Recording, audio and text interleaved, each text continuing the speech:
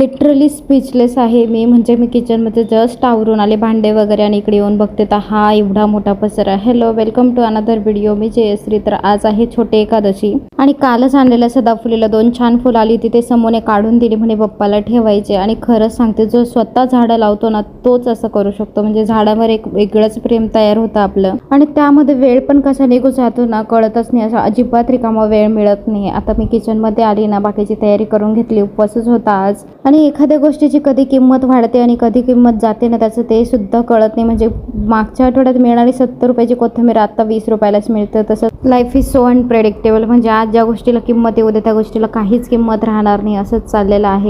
त्यानंतर ना हे मग झाडं लावायला घेतले होते. त्यांना म्हटलं थांबा मी पण तुम्हाला हेल्प करते. आणि हे आहे सदाफुलीचं झाड. याला रोजच 2-3 तरी फुलं येणारे. म्हटलं देवासमोर ठेवायला चांगले उपयोगी पडतील. आणि त्यानंतर हे माझं फेवरेट जेट प्लांट खूप दिवसाचं चाललेलं, मला आणायचं होतं. मग आज फायनली मी काल घेऊन आली आणि आज यांना सर्व चांगले लावून दिले होते.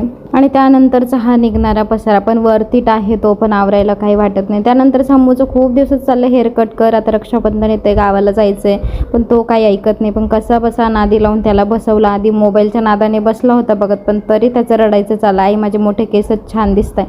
पण नंतर त्याला लालच दिलेलं होतं किंडर जॉयचं, त्यामुळे तो रेडी झाला होता. आणि घरी आल्यावर आंघोळ वगैरे केली आणि पहिले त्याने किंडर जॉय मागितलं. मग विठ्ठलाच्या मंदिरात गेलो, तिथे जाऊन दर्शन वगैरे घेतलं. आणि त्यानंतर ना हा फक्त मलाच काही नाचवत नाही, हा बिल्डिंग मधल्या आजी लोकांना पण नाचवायला मागे पुढे बघत नाही. चला भेटूया नेक्स्ट व्हिडिओमध्ये, तोपर्यंत बाय.